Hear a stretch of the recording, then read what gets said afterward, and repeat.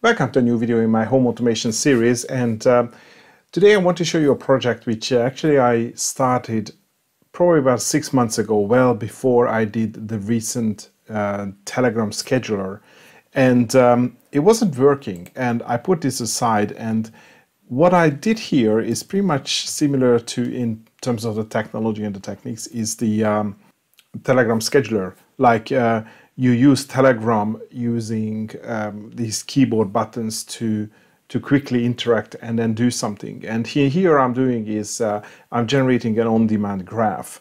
So let's say I want, I select a device and I select a reading or a value, and it just generates a graph for the last 24 hours. So if I really quickly want to get something out from the InfluxDB database, I don't really want to launch the Grafana dashboard or create a new graph. I just want to see something in the last 12 hours or 24 hours. I can quickly do that in Telegram.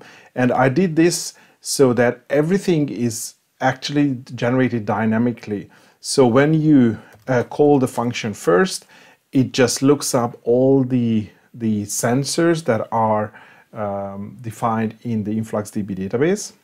So you can see it's like, a lot, and it contains IDs as well, because these are actually the tags, the various tags of the various values of the device tag, and when I select the tag, when I select the device, then it looks up all the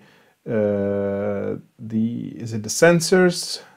Yeah, the sensor that is available for the device. So previously I selected something which only has a temperature, but now I picked up my weather station, which has like infrared and light and humidity. So if I pick infrared, then it just picks up that value and it generates the graph. And yeah, it's not an interactive graph. This is just an image of a graph that was generated. And I've already talked about like how you can use the image output to generate a graph in a few of my videos, and I've used this very same functionality in a lot of different ways. And yeah, it just generates the graph, and then it saves it as a PNG, and then it sends it as an image in Telegram. So it's very simple. It's not really user-friendly, as in it doesn't give like nice descriptive names of the devices and the sensors, but it is quick. And if you add a new sensor, if you just start putting new data into InfluxDB, it would automatically pick it up, and then it would just work. So, and for that reason, I really like it. So let's go through how this works. So first, I think I'm going to talk about the database, how it's stored in InfluxDB, which it's been a lot since I explained how I'm storing some of these, generic sensor data. And I'm also going to go through the actual flow in Node-RED, and then I would say that I would definitely export this part of the flow, but this is part of my big Telegram framework, so it doesn't really work without the whole framework. But again, I have a big video on the whole Telegram framework as well, which is probably another 40-minute video. Again, quite complicated because it has a lot of features. But maybe you can get some of these ideas, and you can just modify the code so it works without the Telegram framework as well. But so let's see how it's done. So first, let me just go to Influx, and just because I want to show you the structure. So if I go to Explore, then it is in the Node-RED bucket, and the measurement is called sensors. So if you remember, what I did is I said I have a bunch of sensors. I have a bunch of sensor devices. So I want to specify what is the device. For example, a room temperature sensor or a weather station, which is outside, and that has different fields. And of course, different sensors have different fields. So sometimes I only have temperature. Maybe I have temperature and humidity. Maybe I have temperature, humidity, light, and something else, or pressure. And yeah, I can just use that. So the structure is that the measurement is called sensors, and I have a device. So I have basically two tags. One is the device. So let's pick something which I know it has, for example, Maplin. And then it has fields. And you can see that this Maplin is again a weather station, so it has fields like battery, humidity, rain, temperature, wind gust, wind speed, and that's it. And I get the data. And maybe if I go past 7 days, okay, it's not really interesting. Let's do humidity. Yeah, that's more like it. So what I'm doing in this flow is when you say, okay, generate a graph. So first of all, I start looking into the sensors measurement. And in that sensor measurement, I'm going to collect all the devices. And once you selected the device, I will collect that device and I will look for all the fields that are available for that device. And device field. Oh, okay, yeah. And then once you selected the device and the field as well, then I'm just going to select for the last 24 hours and then just graph the values.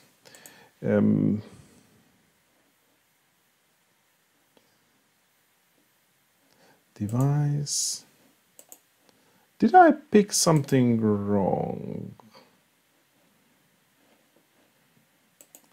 Sorry, so it's definitely called, yeah, the measurement is sensors, and I have a device, and then it has a sensor. So the garden has, it just feels a little bit odd. Maybe I used the sensor for something else. Anyway, we will see that once I select the, once I see the code. Okay, let's go into the Node-RED flow. And if you remember my Telegram thingy, so it has all these, you have the Telegram receiver, which is looking for every message that you type in the Telegram, and it goes through all these big loops of checking, is this a camera request, is it a, all these requests, weather request, YouTube, solar, and we talked about the scheduler last time, and this one is called a graph. So this has this big function node which is handling all the logic in it, and the usual stuff in the beginning is checking whether you have access to run this function, because there is this whole user level thing in it, and then it checks whether this command is the graph. Basically, if you type graph in the text, it says, oh, you want to generate a new graph. So that's what the command does. And also what I mentioned previously is that in order to keep a context of what the user is asking from the first question, for the first answer to the second answer, well, from the question to the first response, second response, third response, I'm storing all the information in the session. Maybe the best thing is that if we look at how that session looks like. So, session data is here. Okay, so this is my user, and it has, it doesn't have any session data specific to the graph. So let's see how this works.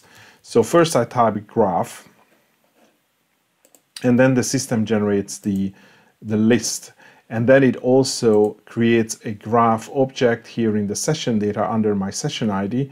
I'm in step 1, so basically the first response, and that's the time when I responded last, because if I don't respond for a minute, then it would just ignore any response. Okay, so it has generated me all the things.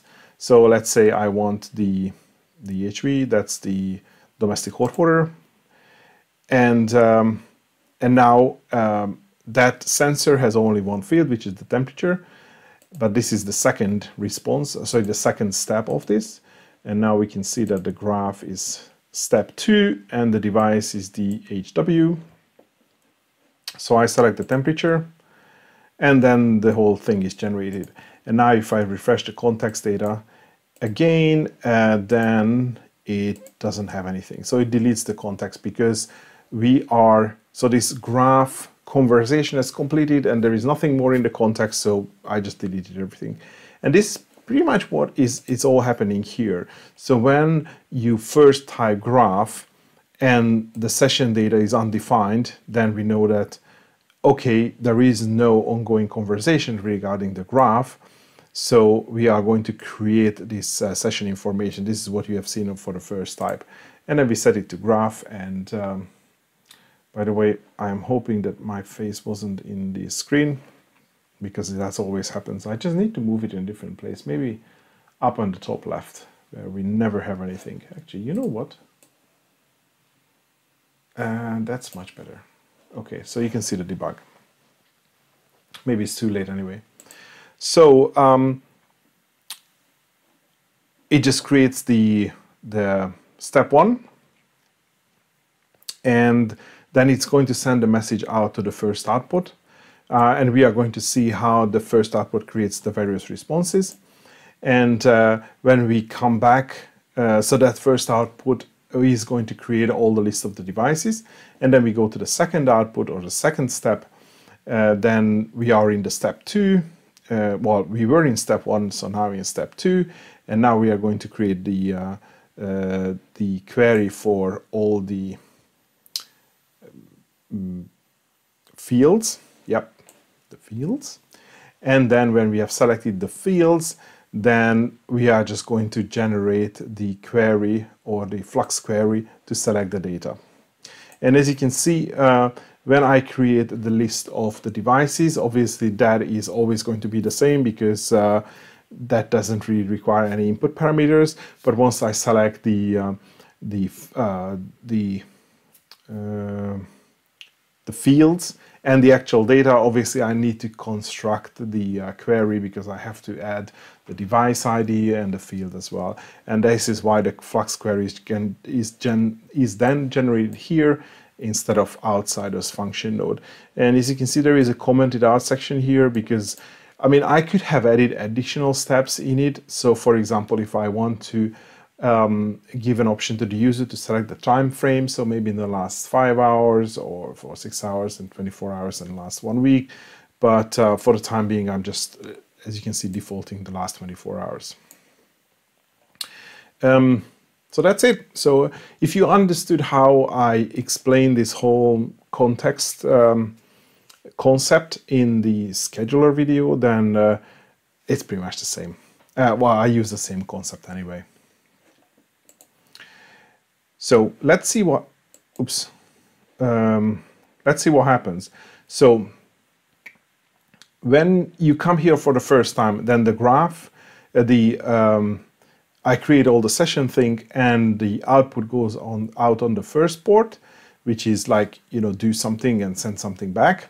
And depending on the step, whether it's the, you know, the step is 1, 2, 3, 4. Well, we don't have 3, I think we only have 4. Do we? No, we have. Oh, of course, the 4 is the actual graph. But so first, what we need to do is we need to generate a device list. And as you can see here, I created a Flux Influx node, and I selected this. Well, I have entered the Flux query here. So as I said, this doesn't have anything. So I say I want to look at the Node-RED bucket, the things that we have just done, and I want to select the range 1 year. And I have no idea why I've done that, because I'm only going to select 24 hours anyway. So there's no point. Yeah, there's no point going back to 1 year and then look for a sensor that might have existed 6 months ago. It's not going to generate any data anyway. So I think it's probably better than to have minus 24 hours. And of course, it's going to run much faster. I don't know if you notice that when you type graph, the first response takes about like 5 or 6 seconds, probably because it was running the query for a year. So I obviously filter for measurement sensors, because everything is stored in sensors. And this whole concept is created around how I'm storing data in the sensors measurement. And so it's going to return a lot of data actually. But what I only really need is the devices column, because I don't need the actual data, I just need a list of devices. So I keep the column devices, I'm going to drop everything else, and there is this really nice function which is distinct, which obviously going to remove any duplicates of the values filter, devices. And next, I only want to keep the values. So if I go back to Influx and if I do this,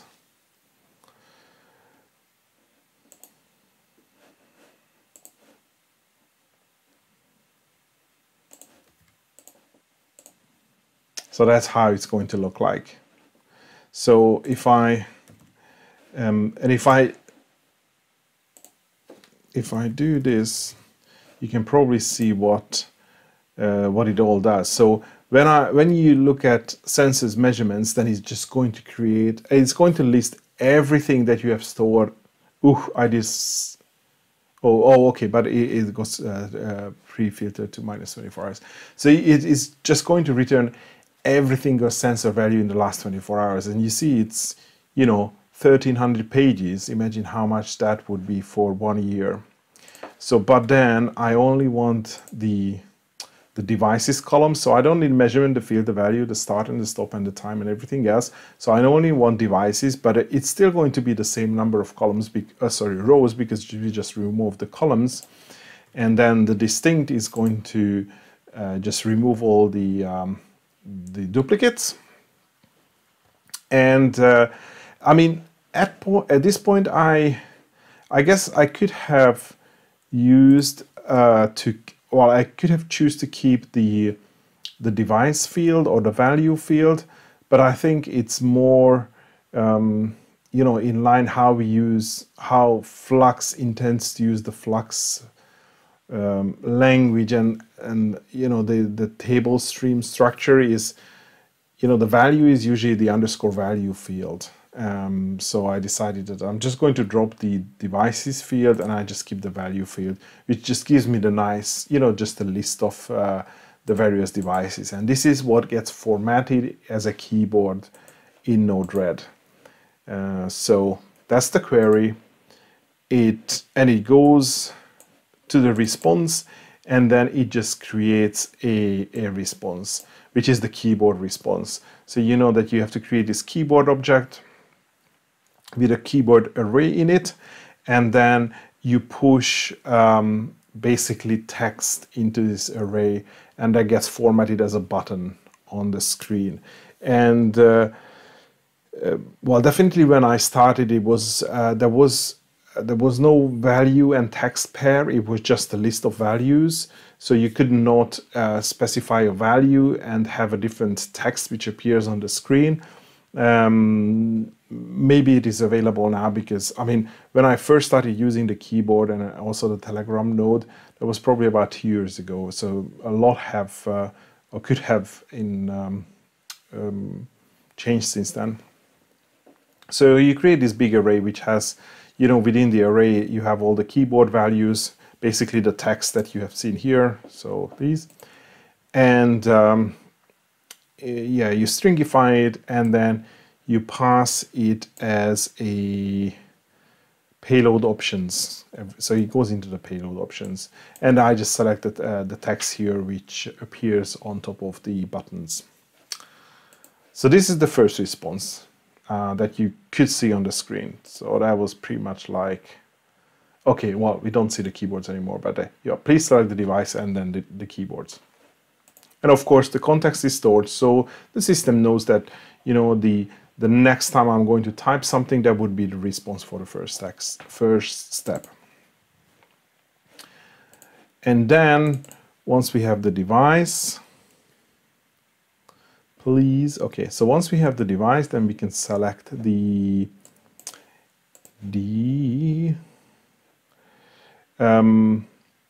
field list. So if I go back to here,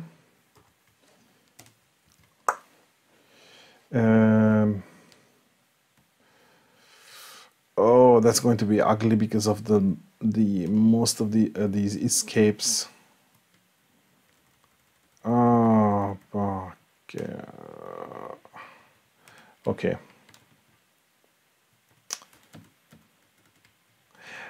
To be honest, I guess you get the idea. So I select again from the Node-RED bucket. I need to change this one here. That's too much. So I filter on the measurements, but now I have devices as well. So I can filter on the device value, which comes from the previous response. And again, I want to keep the fields. I want to distinct on the fields, so remove the duplicates and keep the values. So it's going to be pretty much the same thing. Let me just use this. If I would ever add a time option, then I could extend this to, let's say, if I have the option to select for the generate the graph for the last week, then I should probably change that to 7 days. But for the time being, because everything is the last 24 hours, I just keep 24 hours.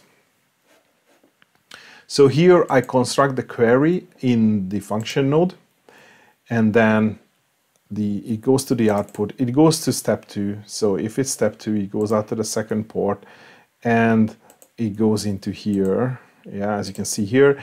And what you can also do here is that you still create an Influx DB node, but you don't specify the query here, and you can see that you can pass the query in the message.query parameter or attribute.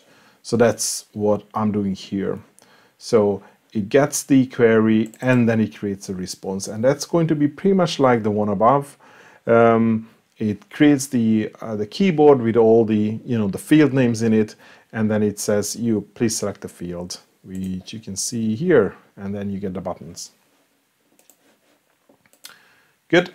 It goes to a response, and then finally it comes back, and then finally we can create our proper query to select the data, which is select from the Node-RED bucket for the last 24 hours. Now, actually here the 24 hours makes sense because we are generating the graph for the fixed 24 hours. We filter on measurement sensors, the device, the device name, which comes from the session data. You probably remember that it was stored in here. And then the field is the payload.content. That's what I have selected by pushing on any of the buttons. And yeah, and then it's just going to give me all the values for that sensor and that device or that field for the last 24 hours. And again, I pre-select this query, and it goes into this graph. And then based on this graph, I create a line chart. What is this response? Oh, but it's going to be this one, the line chart. And in here, I was doing pretty much a copy and paste of one of my earlier things. So I have these lists here, which I don't think I'm using here, but I have this M object that I've took from an example, and this is how you create a graph structure. So you specify that, okay, this is going to be a line graph, and the title is, as you can see, is going to be the device/field in the last 24 hours. So that's basically the title that you can see here. And I want a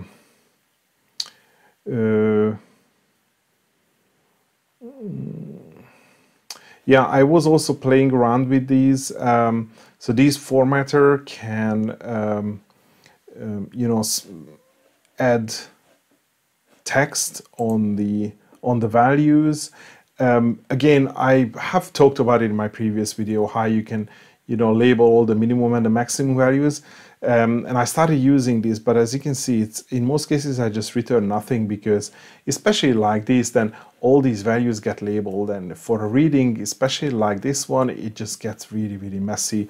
So I think these formatters are too generic, and it works fine if you look at the daily temperature, which has maybe one high point, or maybe one or two, a few high points, but nothing like this. And yeah, so it has one data set, because, well, I just selected one data, so it only supports one data set. And then once you receive the data, then I just push it into the data set. So as you can see, the dot underscore value, that's going to be the actual value for the sensor reading. So this is pretty much like me doing Node-RED measurement sensors, and let's say device garden field, temperature 24 hours. And you can see the actual values. So that's in the underscore value property. And for the x-axis label, I just create my own method to get the time, which is the time for the reading, when the reading was saved, and I just convert it to hours and minutes, and I do my own conversion of this datetime format to text. And that's how these labels get generated. So you can see, the time for the last 24 hours. And of course, because it only shows the last 24 hours, I don't need to add dates or anything like that. But maybe I should be able to handle that if I would be able to select a longer time frame. And you pass all this information in this very specific structure. You see that I put the M into the payload, and then you pass this into the image chart, which pushes this object into, I forget this library this chart image is based on. Again, I have a separate video on how you install chart image and how it works. But all I need to specify here is I want an image which is 500 by 500 pixels, and the output of this is going to be the actual PNG image. So all I need to do is to dump into a file. So I always, I specify a fixed file name here.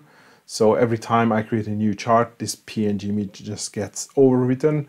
But I don't care, because as soon as the image is saved and I create a Telegram message which sends this image out, and the image is sent, I don't really need that on the server anymore. It can be overwritten by the next request. Of course, this is not the best example. That's not the best way of doing that if you would use a service which could be accessed by, I don't know, hundreds of users. So maybe the time the Telegram sends out the message, the new user could have come in and override the thing. So you would handle this separately. Maybe you would add the session ID to the image file name. But again, I'm using this Telegram myself, so it's not really going to create an issue. And then you just send it out to Telegram. So this goes into the Telegram sender. But I just have too many of these errors, so I started to use these link in and link out nodes. And that's it. That's it. So, okay, so I just deployed it because I changed the last 24 hours. Actually, let's check. It still takes, a fair amount of time until I get the response. Ooh, that's the energy meter. Ooh, what's all these things here? Anyway, this peak usages, I don't know what's connected onto this face. Maybe it was the microwave or something cooking related, because it was like very distinct times. And we were out in the afternoon this period of time. So anyway, yeah, I'm just playing around with things. And yeah, we have some base load in the evening when everyone is at sleep. Okay, that's cool. So what I'm going to share here in this, for this video, is I'm probably going to share this much of the flow. Yep, this much of the flow that you can insert into your, not the scheduler one, that you can insert into your Telegram if you already have my version of this whole Telegram thing. And probably the only other thing I would add to that is I have also enhanced the language, I think it's the language processing part, where I entered things like the system checks the this last scene on the session data. So if if the system or the Telegram asks you to select the device and you don't respond within a minute, then it would just act that nothing has happened because it just deletes the session. And this reply messages was required for something else. That was required for the scheduler. So it's not really required for the graph, but this part is required for the graph as well. And also this part is also required because that checks whether we have an active session. So besides saving all this data in the session, there was also a context as well. And let me just check if I can just see it here. Okay, so we are in the first step. Yeah, so if you remember for the scheduler, I've already mentioned this, that I'm also storing the context information. So now when I get the response, which is like, so me clicking any of these buttons or actually typing it here, then all I get back on the Telegram is I get back a word. So it doesn't really have any reference to what has happened before, but because I saved that the context, the actual context is the graph, it means that this is a response to something which is happening in a graph. So it knows that, okay, it's the graph, so it needs to look into this graph object to understand that, oh, we are in step 1, and if we are in step 1, the response is the device ID. And this is how the whole thing works. So that's why I said this part here in the language processing is important. But I already shared the changes to this language processing node for the previous interrupt message thingy, which I also have in the wiki. And I'm just going to add it to the wiki so I can reference to that where that piece of the code is already included. So you can just piece this together with sort of the previous changes. But as I said, it was more about sharing the concept, how you can build something dynamically with Telegram, and how you can use this concept. And I think this this whole thing about InfluxDB was also fun. Like, I can just use the Flux language to query the structure as well. What are my fields? What are the values in different tags in a particular measurement? So I can just build my query in various steps. First, getting the possible values of the first tag, the next tag, and then actually selecting the values. And this worked out great. And as I said, it still depends on how I store the value in the measurement sensors, because then everything that I save there, well, obviously it has specific tags, and then it has specific fields. But if you have another measurement with the same concept, even more tags, you can probably use the same method just to go through, query the first tag, the next tag, the next tag, and then the values, and then finally build your own custom Flex query by step by step. So I think that will be all for today. Thanks for watching, and hopefully see you in the next video.